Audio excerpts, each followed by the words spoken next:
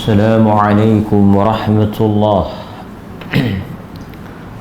الحمد لله رب العالمين وبه نستعين على أمور الدنيا والدين، والصلاة والسلام على أشرف الأنبياء والمرسلين وعلى آله وصحبه أجمعين، أما بعد.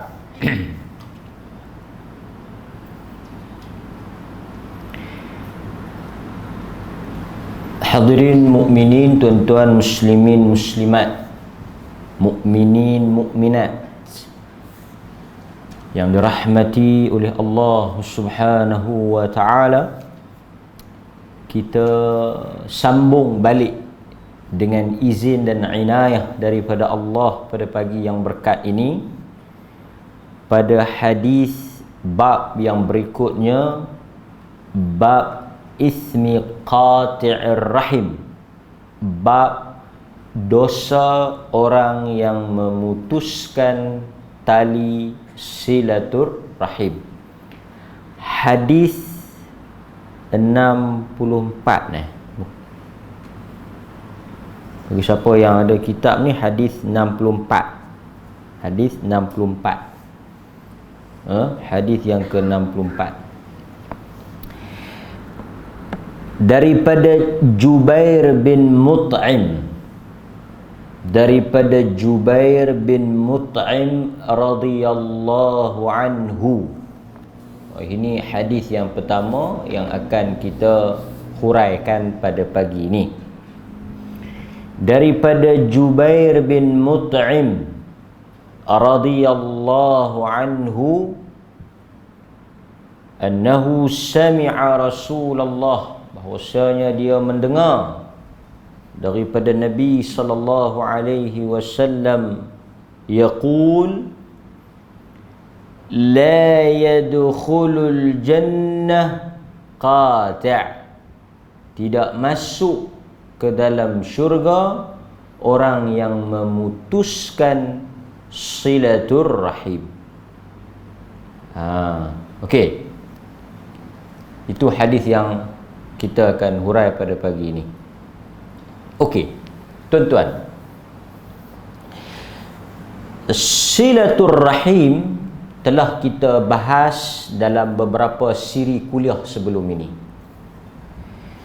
Silatur rahim merujuk kepada hubungan kekeluargaan, bukan hubungan kemanusiaan.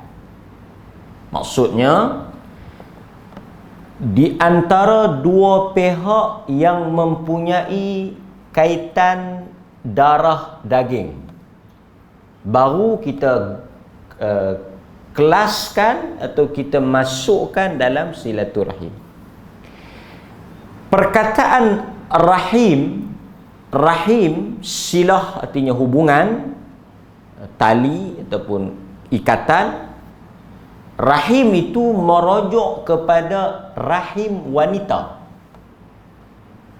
Ini maksud asal. Kenapa digunakan perkataan rahim tu? Menurut para ulama yang menghuraikan definisi takrif silaturahim itu, dikatakan rahim itu rahim wanita lah. Rahim wanita. Kenapa digunakan perkataan ataupun istilah rahim tu? Menunjukkan perkongsian. Hubungan tu bermula daripada rahim yang sama. Rahim ni tempat asal manusia sebelum dilahirkan. Kan?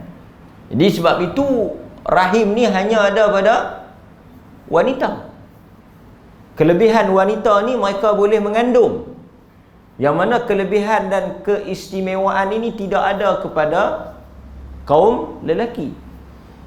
Jadi yang kata hubungan silaturahim itu mereka yang berasal daripada satu rahim yang sama. Maksudnya mempunyai talian kekeluargaan lah. Macam saya dengan tuan-tuan, kita tak sama rahim. Rahim saya daripada susur galur keturunan saya, keluarga saya, nenek moyang saya, datuk nenek saya. Tuan-tuan juga begitu. Masing-masing mempunyai rahim asal, yang mana daripada rahim itu berkembang biaknya keturunan dan nasab kekeluargaan kita. Maka bila kita kata saya dengan abang saya atau kakak saya atau anak saya, itu kita berasal daripada rahim yang sama, mempunyai talian yang sama, saluran ataupun susur galur daripada induk yang sama. Itu perkataan silaturahim itu. Artinya rahim itu merujuk kepada wanita yang mengandung, yang mempunyai hubungan dengan kita. Okey. Hadirin mukminin, dalam hadis ini Nabi SAW menyebut tentang hukuman atau balasan yang dijanjikan kepada mereka yang sengaja. Kerana tuan-tuan, ada situasi kita boleh putuskan silaturahim. Ada keadaan lah. Okey? Sebab itu hukum asal boleh berubah apabila ada keadaan yang berbeza. Saya bagi contoh. Pasal ada satu kuliah kita minggu lepas, kita kata antara benda yang paling afdal menolong kaum keluarga, kita sebut hadis yang Nabi suruh kita utamakan ahli keluarga yang ada hubungan dengan kita tu, kita bagi sedekah. Tapi ada satu orang daripada luar telefon, dia ceritalah kes dia, macam mana keadaan keluarga mereka, adik-beradik mereka itu, apakah patut dia bantu. Bila saya dengar dan saya teliti keadaan tu, maka dari sudut hukum tak patut dibantu. Dia bertukar, dia berbeza. Okey, saya bagi contoh mudah. Asal di dalam Islam, kita tak boleh pulaukan orang. Kita tak boleh boikot. Orang bagi salam, kita kena jawab. Orang tegur, kita kena respon. Tak boleh berpaling muka. La yatadabaru. Tak boleh kita bermasam muka, berpaling muka, tak boleh. Wa kunu ibadallah ikhwana, hendaklah kamu menjadi hamba Allah yang bersaudara. Kan? La yahillu lil muslim an yahjura akhahu fawqa thalathin. Tidak halal, berdosa besar, haram kepada saudara seseorang Islam itu untuk menghajar. Perkataan yang tuan-tuan boleh ingat, perkataan Arab, hajar, menghajar. Menghajar ni artinya apa? Pulau. Ayyahjura akhahu, dia pulau. Orang bagi salam, buat tak erti. Tak boleh. La yahillu, tidak halal. Fawqa thalathi, lebih pada 3 hari. Hadis yang masyhur yang tuan-tuan semua hafal. Tapi kita juga baca di dalam bab isteri boleh, suami boleh boikot isteri yang engkar ni. Maknanya dia boleh pulau isteri dia ni sampai isteri dia tu kembali taat. Lebih daripada itu, kita baca kisah Ka'ab bin Malik yang dipulau oleh Nabi. Ka'ab bin Malik dipulau oleh Nabi. Nabi pergi perang Tabuk, Ka'ab tak pergi. Pasal duk tunggu buah kurma masak. Kalau dia pergi, kurma tu balik mai, tak rosak. Jadi bila Nabi mai, dia pergi cerita dekat Nabi, kata dia memang tak pergi pasal duk kalut dengan kurma, dan dia tak ada excuse, tak ada alasan. Nabi kata tak apalah, tunggu Allah Ta'ala nak kata apa. Tapi selama nak tunggu turunnya wahyu tu, nak terima ataupun tidak permohonan taubat Ka'ab bin Malik, hadis yang panjang tu, Nabi boykot pulau Ka'ab. Ka'ab kata, lepas semayang aku tengok Nabi pusing, tak mau tengok muka aku. Aku pergi ke pasar, tak ada siapa nak bercakap, tak ada siapa nak berurusan dengan aku. Di pulau, habis satu masyarakat Madinah, pulau Ka'ab. Akhirnya Allah Ta'ala terimalah taubat Ka'ab. Tapi labah sampai Ka'ab kata, aku pergi semayang, tengok Nabi tak tengok. Beralih belah lain. Sebab ada benda yang dia buat salah. Sebab itu saya kata, ada keadaan-keadaan tertentu mungkin perlu kepada takdib ni, perlu kepada tindakan mendidik ni melalui kan? Okey. Tapi itu case by case lah. Tapi pada asalnya kita jangan duk buat perangai. Kita jangan duk buat pasal. Kita jangan duk cari penyakit. Sekejap lagi habis dengan semayang kita, dengan ibadat kita, la yadkhulul jannah qati'. Tak masuk syurga. Letih lah kita. Siang malam pagi petang pergi masjid, tak tahu nak masuk syurga dihalang. Kerana ada akibat daripada memutuskan silaturahim. Tapi sebelum saya nak lanjutkan perbahasan kita, saya nak tanya satu soalan yang berkaitan lah. Hadis ni kata tak masuk syurga, la yadkhul, tak masuk syurga. Okey, soalan saya, memutuskan silaturahim ni dosa besar ataupun menyebabkan seseorang tu terkeluar daripada Islam? Hadis ni kata apa? Tak masuk syurga. Ini dia panggil KBKK. Lah ni dia panggil KBAT. Dulu KBKK. Lah KBAT. Kemahiran berfikir aras tinggi. Kita fikir sikit. Taklah tinggi mana pun. Dosa putus silaturahim ni, orang yang putus silaturahim ni, dia berdosa besar ke ataupun dia terkeluar daripada Islam? Dia jadi kafir terus? Okey, saya tahu tuan-tuan semua ada jawapan. Kalau kita jawab dosa besar, kita akan tanya pula. Kalau kita kata siapa yang putus silaturahim ni, dia tak kafir, dia tak kafir, dia tak terkeluar daripada Islam, dia hanya fasik, dia hanya buat satu dosa yang besar, tapi dia masih Islam. Kalau dia masih Islam, kenapa dia tak masuk syurga? Sebab kita baca dalam hadis-hadis Nabi, kita baca dalam Al-Quran, Al-Quran juga menyebut benda yang sama, hadis juga mengulangi benda yang sama, selama mana seseorang itu memiliki tauhid, memiliki akidah, dia tidak terlibat dengan perbuatan syirik, walaupun dia melakukan dosa yang paling besar berulang kali, akhirnya dia akan masuk syurga. Yang pentingnya akidah yang benar, tauhid yang murni. Sebab itu dalam hadis Nabi SAW pernah menyebut bahawa sesiapa yang di dalam hatinya mempunyai iman, dalam hati dia ada akidah, ada iman, ada tauhid, dia akan masuk syurga.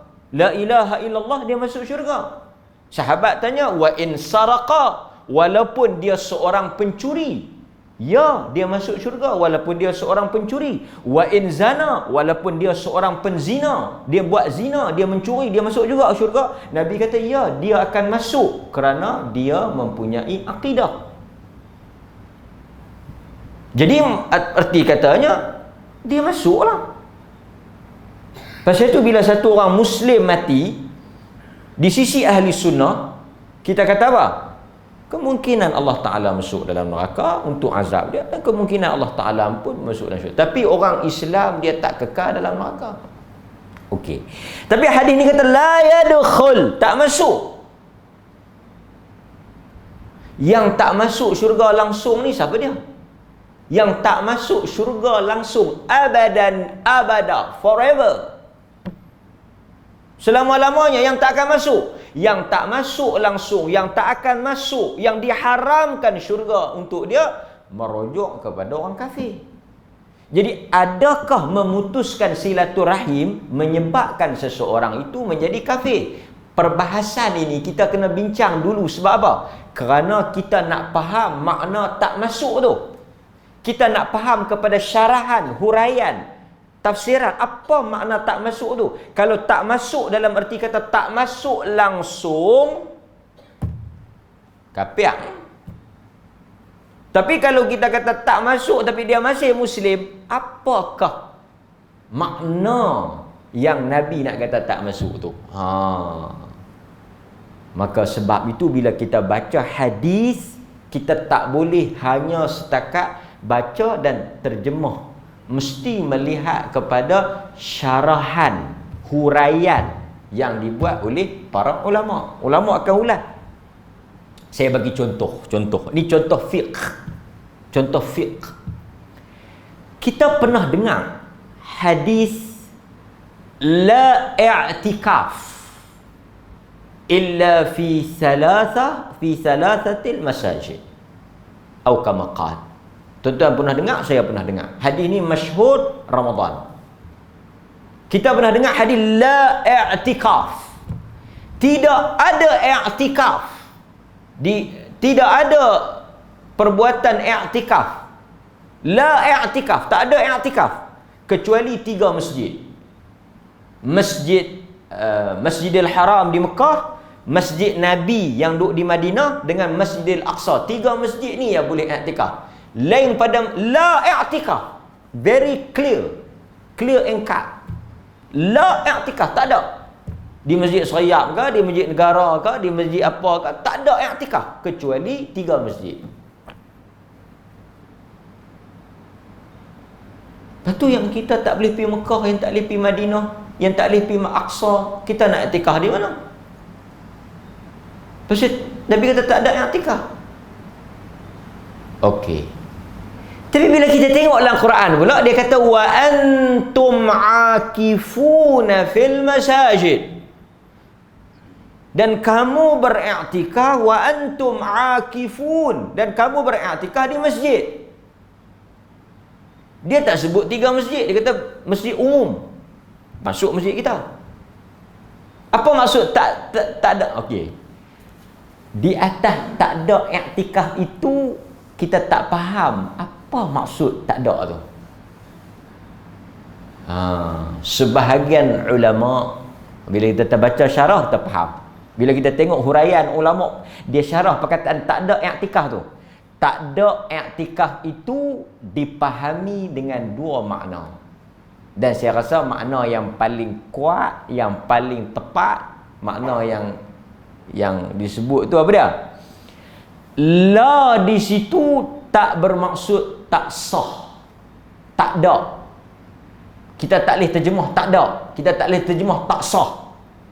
Terjemahan ataupun tafsiran yang tepat adalah tidak sempurna pahala. Ada tak ada? Boleh tak boleh? Boleh tak kita i'tikaf di Masjid Syariat ni? Boleh. Tapi tak ada i'tikaf tu, pahalanya tidak sebesar, tidak sesempurna, tidak sehebat 3 masjid tu. Tapi boleh tak boleh? Boleh. La di situ nafyu lil kamal. Bukan nak kata tak sah, bukan nak kata tak boleh, bukan nak kata tak ada. Nak habaq tak sempurna pahala. Jadi kalau siapa yang mengiktikaf di Masjid Syariat sah, dapat pahala, lulus. Cuma kalau nak banding boleh pergi iktikaf di Masjidil Haram, tak padanlah. Itu maksud dia. Ini penting kita memahami satu huruf tu. Perkataan la itu, tengok dalam perbahasan fuqaha, perbahasan ulama-ulama fiqh ni, dahsyatnya ilmu Islam ni, hanya pada huruf la itu telah terjadi 2 mazhab. Perkataan tu satu huruf, bukan perkataan pun, huruf ya, la tu. Perkataan huruf la tu, perkataan la tu. Tidak itu telah menyebabkan adanya sekurang-kurangnya dua mazhab dalam bab nak faham tu. Satu tak ada. Satu dia punya pendapat mazhab dia kata tak ada. La tu la tak ada. Satu lagi kata la tu bukan tak ada tapi tak sempurna. Boleh tapi tak sempurna. Dua mazhab sekurang-kurangnya. Maka punca berselisih tu kadang-kadang bukan satu ayat panjang pun, bukan 3-4 patah perkataan pun. Satu huruf saja dah boleh menjadi dua pendapat. Kita pun sama. Telefon satu orang. Nak kata berselisih pendapat ni, dengar lah. Telefon satu orang. Hang duduk mana? Duduk ada rumah. Buat apa? Tak buat apa. Boleh nak pi? Okey, perkataan dia apa? Perkataan dia ni orang KM tengok. Marilah. Perkataan dia agak-agak tuan-tuan berlaku tak khilaf dalam nak memahami mai tu? Agak-agak tuan-tuan berlaku tak khilaf? Khilaf. Kita dengan bini kita dua mazhab. Mazhab suami dengan mazhab bini. Dia panggil kita pergi di rumah dia.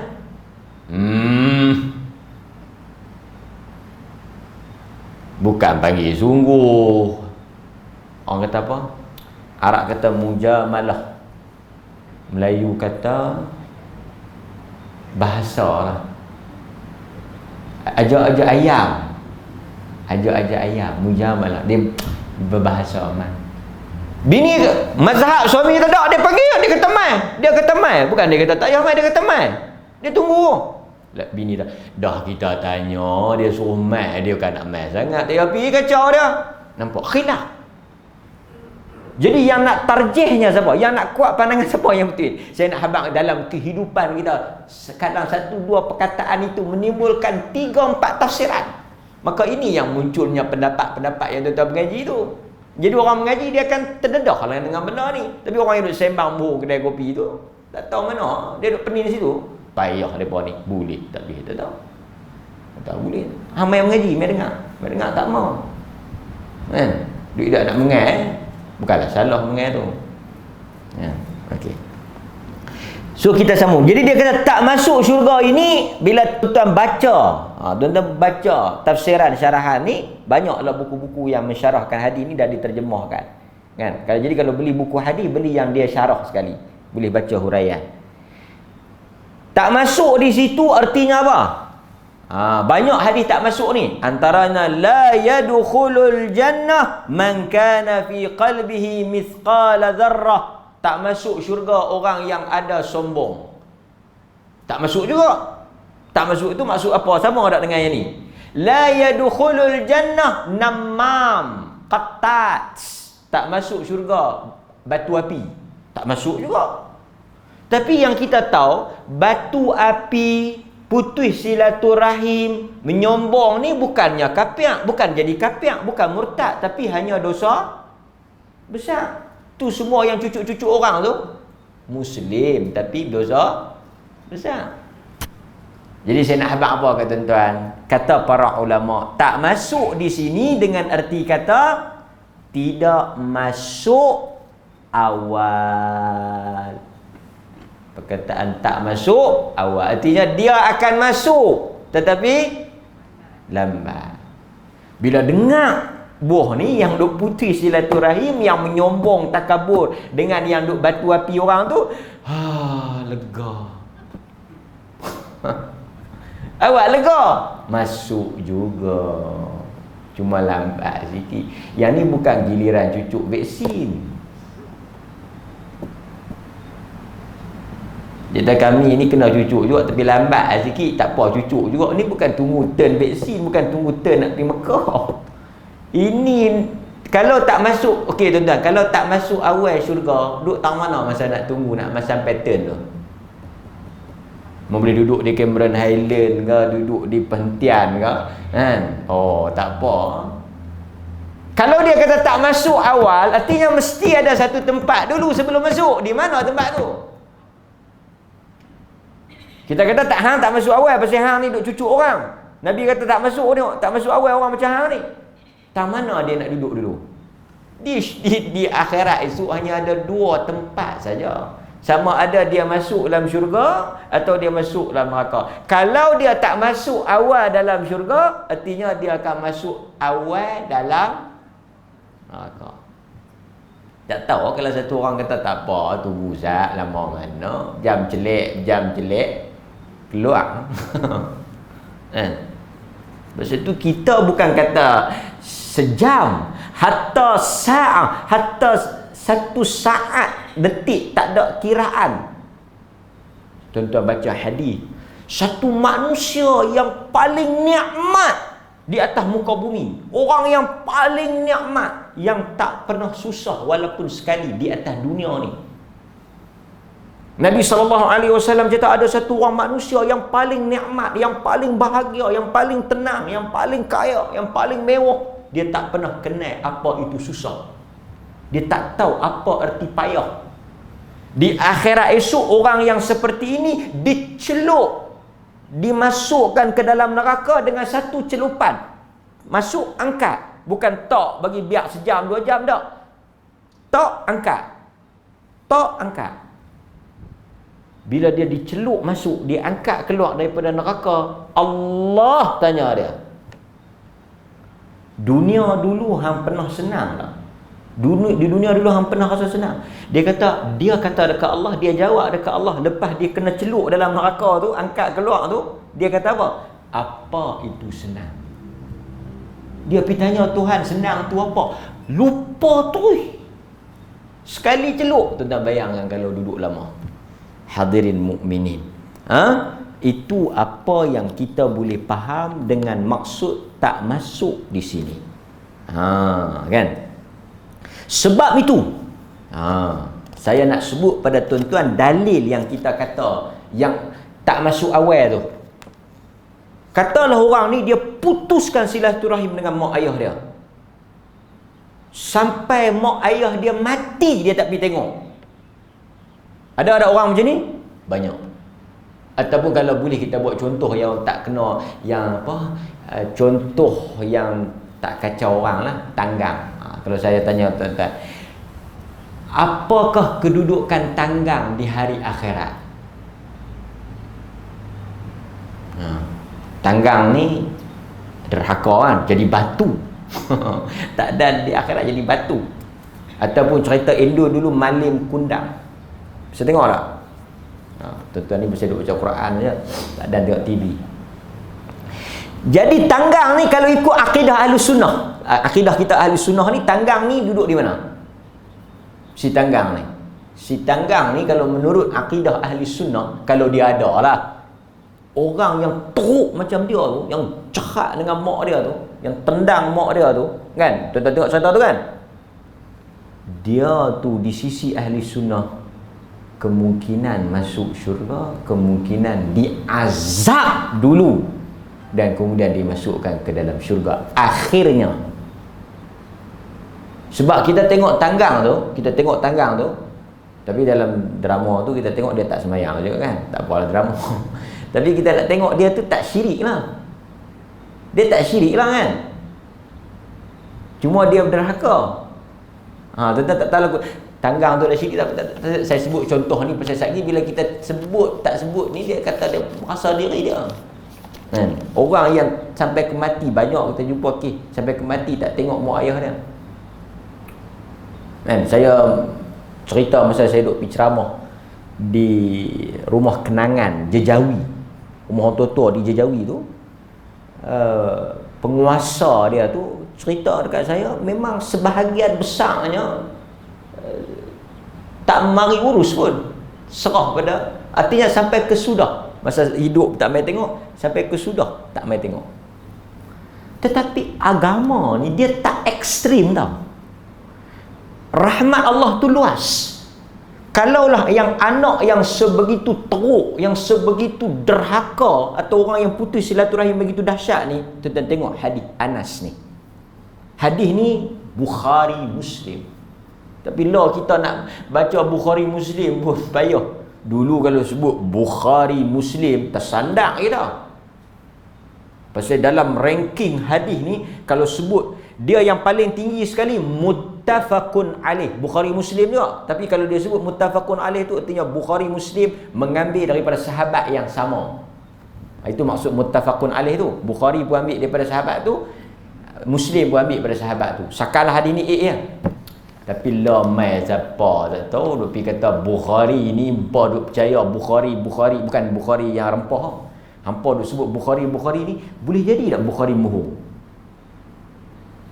Oh, kacau kita. Bukhari ni boleh jadi tak dia mohong? Hampa duk kata Bukhari betul. Bukhari pun kadang-kadang boleh jadi juga. Mai hari dia nak mohong, dia mohong. Tu dia. Itu pun tak padan dengan sobat. Kita ingatkan tutup telinga. Bukan kata telinga je tutup, dengan otak-otak pun tertutup. Lah ni bukan boleh baca Bukhari Muslim. Pasal sekali orang akan kata, Ustaz, Bukhari Muslim pun dia boleh mohong, Muslim pun boleh mohong. Dah ni imam pun kali kira. Ada tak? Mau duk kira macam tu tuan-tuan, habis ya. Tuan-tuan tahu tak Quran yang tuan-tuan baca tu? Quran yang tuan-tuan baca tu macam mana boleh sampai ke tuan-tuan? Macam mana Quran tu boleh sampai? Kalau kita kata hadis ni melalui orang an daripada si fulan. Quran yang kita baca tu dia mai daripada siapa? Juga dia mai daripada riwayat. Riwayat ni daripada, sebab itu ada riwayat Asim, riwayat Hafs. Pasal itu bacaan Quran pun banyak riwayat kerana dia datang daripada pelbagai jalur. Quran pun datang daripada bacaan yang kita ambil. Pasal itu Quran pun dia ada sanad dia. Tuan-tuan, bukan hadis saja ada sanad, Quran pun ada sanad. Jadi bila kita kata sanad ni orang, kalau kita kata orang pun boleh mohong. Makna Quran pun ada kemungkinan takut untuk tambah, takut untuk ubah. Nampak? Jadi ini perkataan yang bahaya. Saya malas lah nak ulang kan. Tak apalah.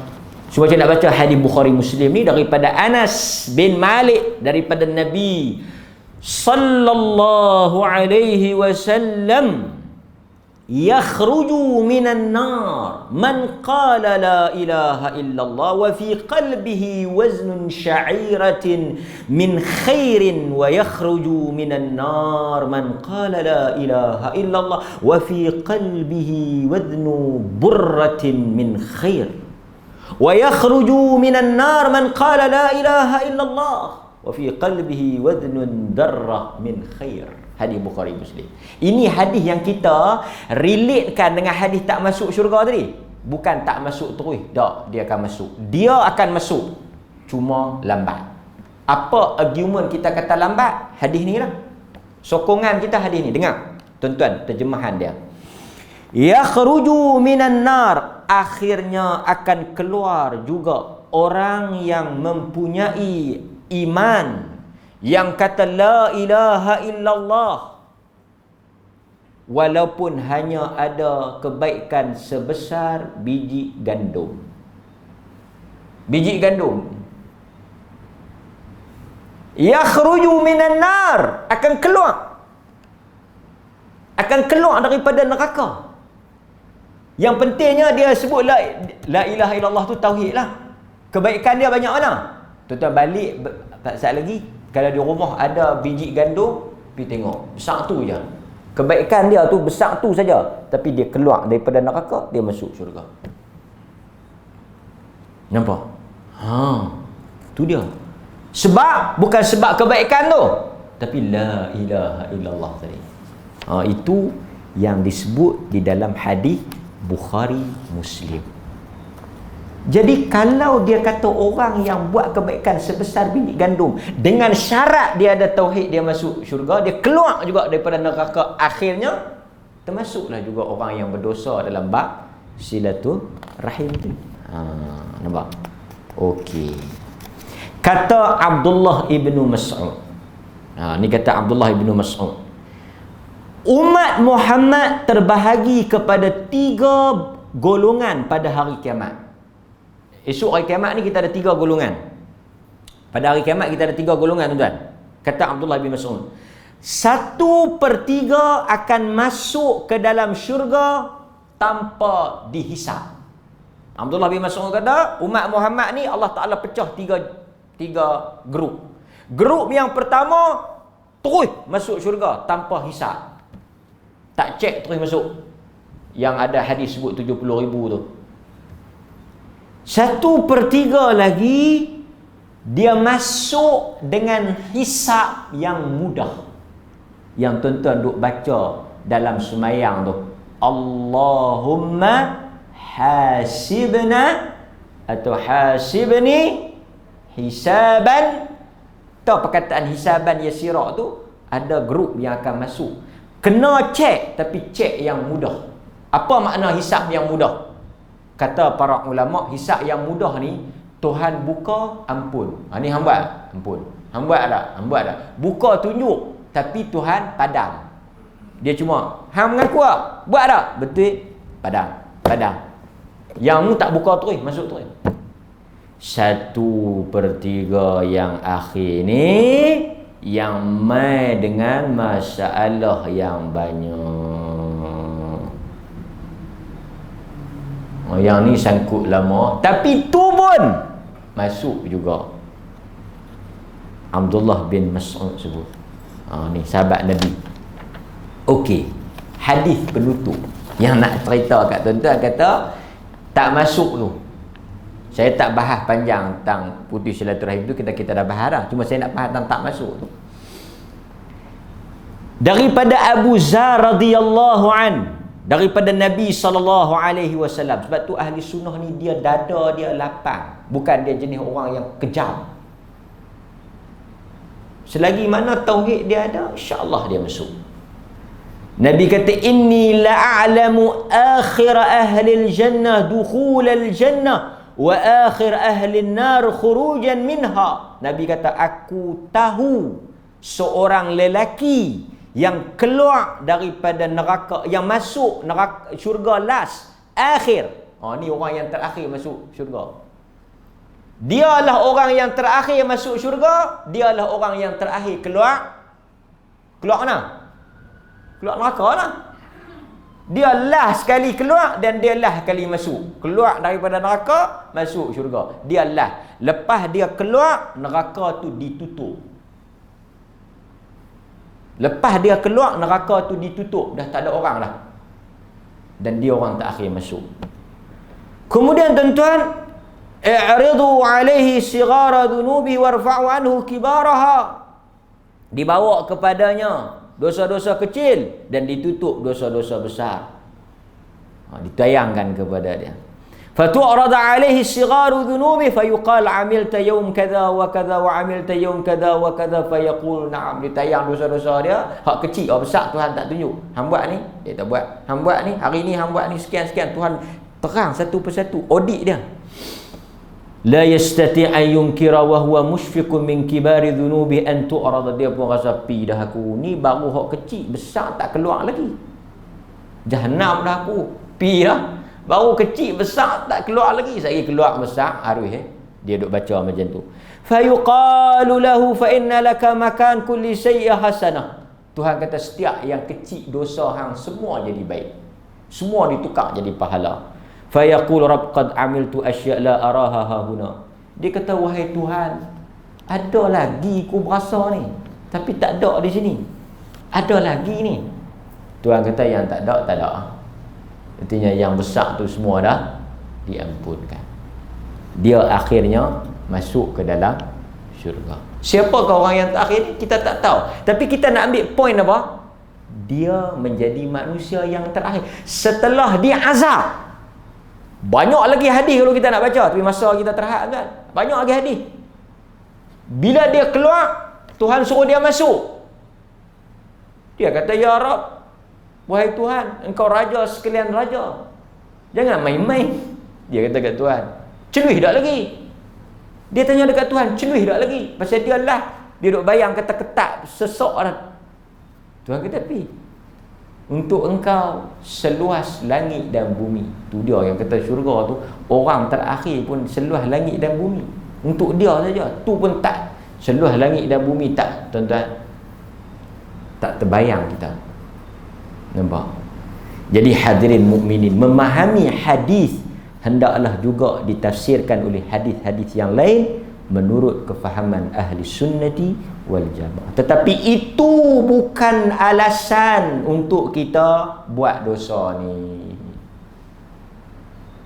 Jadi maksudnya tuan-tuan, malang lah, naya, memang teruk lah kawan ni. Bayangkan puasa lulus, sembahyang lulus, zakat lulus, haji lulus, cuma terhalang tu satu bab. Macam baru ni kawan saya nak pi Langkawi, kawan saya nak pi Langkawi, hotel booking, ferry beli dah tiket, semua dah boleh pi dah, nak pi dah, nak langkah masuk dalam ferry, tak boleh masuk, surat polis tak ada. Naya dah, naya lah, yang lain semua dah, baju semua, tiket semua dah siap, semua komplit, 99 lulus, clear, lengkap, cukup. Kes tu satu ya, tak ada surat rentas polis. Mujurlah dia dan pi buat, lari pi buat, bokman naik. Adalah kot 10 minit lagi sebelum ferry tu nak berlepas. Betul bayang kalau tak dan buat. Saya ingat terjun. Duk bayangkan nak main pantai, kolong dah ada pantai. Duk bayang dah nak pandang lalut tu. Duk bayang dah nak naik kabel kat, duk bayang pun. Kes satu ya. Kita kata tak padan dengan kes satu, kita tak boleh masuk. Jangan main-main tuan-tuan. Mungkin kiri kanan kita rasa lepas, tapi ada satu kes sangkut, naya. Itu yang orang panggil naya. Sallallahu ala nabiyina Muhammad wa ala alihi wa sahbihi wasallam. Alhamdulillahirabbil alamin. Assalamualaikum warahmatullahi wabarakatuh.